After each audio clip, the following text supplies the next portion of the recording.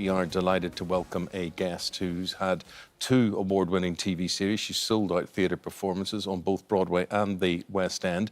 And she is the creator and the star of Fleabag. Her name is Phoebe Waller-Bridge. Yeah, and Fleabag's come to an end, but now Phoebe is going to bring the character back to help keep us all entertained while we're in lockdown, doing it for a very good cause. She's going to be telling us all about that next. First, though, here's a reminder of why we all love Fleabag. No, that is amusing. But is this particular female humour? You know, when we've all had a really horrendous haircut, when you say to your friend, you come home crying from the hairdresser, and your friend goes, "Oh my God, I look awful, don't I?" And it's trying to find something, and she says, "No, it's modern. It's not. I look like a person." No, it's very French. This hits your funny bone. This absolutely hits my funny bone. We're so delighted to talk to Phoebe. There she is. We are, because isolating at she home. is the most in-demand and talented person in the world. So we are absolutely thrilled. We are thrilled. You're doing everything. Everything you touch, it turns to gold. Everything you touch. Oh, God, no. I mean, you've seen lots of things that have... I mean, there are lots of things you haven't seen that haven't turned to gold. Oh, please, do you know what would be... Particularly an aubergine curry I attempted the other night.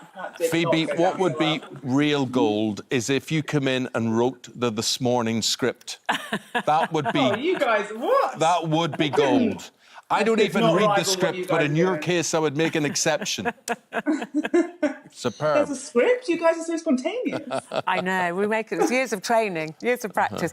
Listen, we want to talk about Fleabag, because when I'm saying, oh, Fleabag's back, people are going to think, oh, she's written Series 3, but no. So tell us, why is Fleabag back? What are you doing with her?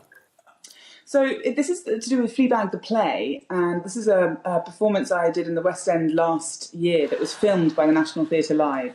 And it's sort of the origin story of the whole series, because it's the play that started it. And it's a one-woman show, and I'm putting it online in partnership with National Theatre and Soho Theatre, so that we can raise money for people affected by coronavirus and the NHS. And also 30% of everything we make goes back into the theatre community, which obviously, you know, took care of me and Fleabag at the very, very beginning. Yeah. So and the theatre community decimated at the moment. So many people redundant there. Yeah, I mean, it was incredible. I was talking to a couple of friends on the day that all the West End shows were shut down. And it's not, I mean, we hear a lot about those shows, but it's not just those shows. It's theatres all over the country. And it's, you know, theatre companies who go into communities and into schools suddenly lost, you know, all of their income and all their prospects just completely dissolved. And it's a precarious lifestyle for most of us anyway, if, you know, in theatre. And so this was a really scary moment for a lot of people I knew and friends and people from, you know, who'd even worked on Fleabag. And so it's been an incredible, you know, thing to be able to do, to have something like this in our back pocket that we could actually bring out and offer people to raise money. You know, felt like a bit of a gift. And I honestly had thought that Fleabag was done. I'd like put Fleabag to sleep. And so she's gone now. And you know, for some way she snuck her way back in. And but you weren't even supposed to do Series 2, were you, originally? You just went, that's it. No, I'm not doing any more. I've been a very reluctant writer when it's come to Fleabag, because I think each time it's felt like such a precious thing, and I felt like I could mess it up so easily. And even after the play, I didn't have any idea how to adapt it. It took me a year to adapt it. Just the first episode took me a year to write. Of the TV show, and so yeah, I always feel like an enormous amount of pressure with that. But this one is already done and it's filmed, and you know, and it's and you know, and well, look, I'm actually really excited that people get to see it. Well, I'm slightly timid asking this, slightly frightened asking this, but what is a Fleabag? Why is she a Fleabag? What is? Can you explain what a Fleabag is? Do you know what? I actually really struggle describing what a Fleabag is, but I think that's why I liked it so much. But Fleabag on Flea was my nickname growing up, but actually still is from my family. So I try and hold on to the positive connotations of it for that reason. But I think it's someone who's a little bit... I know like a Fleabag motel is something that's a bit rough around the edges and a bit sort of like...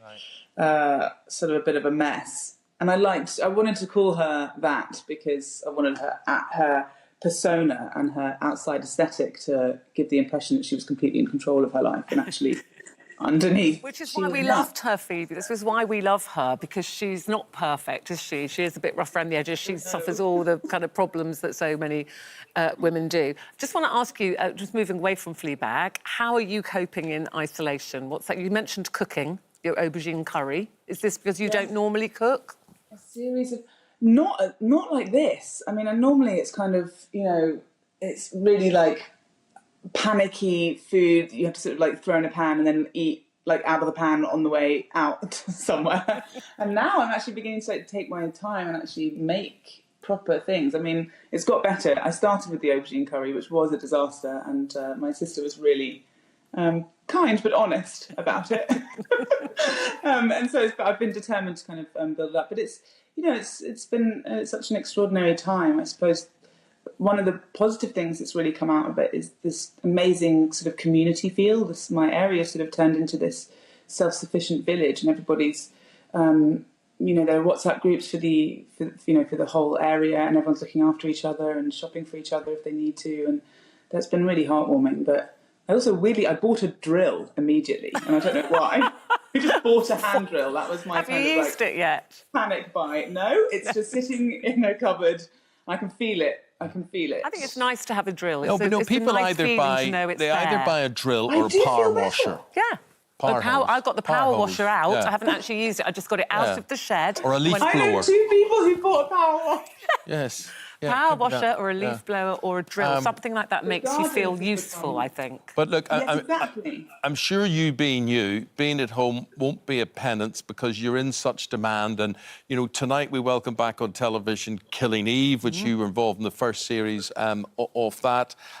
We're talking there about how to download Fleabag.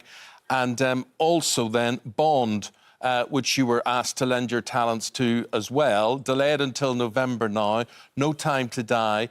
What do you think you brought to that? Why do you think you were brought into that? What sort of magic dust did you spray on the Bond franchise?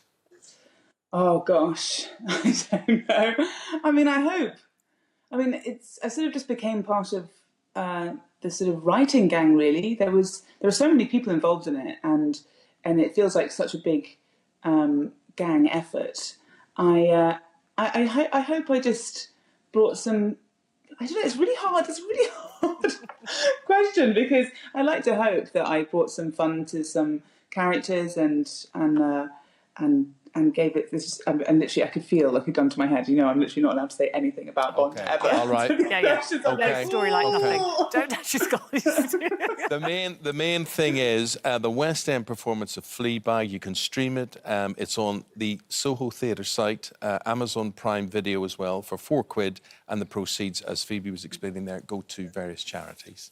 And it's a minimum of £4, so you can actually donate as much as you like, and some people have been unbelievably generous. Well, thank you very much indeed. Stay safe, stay well. You thank too. you for your Thank you time. so Can I just ask you one thing before you go? Yeah. Are you wearing your pyjama bottoms?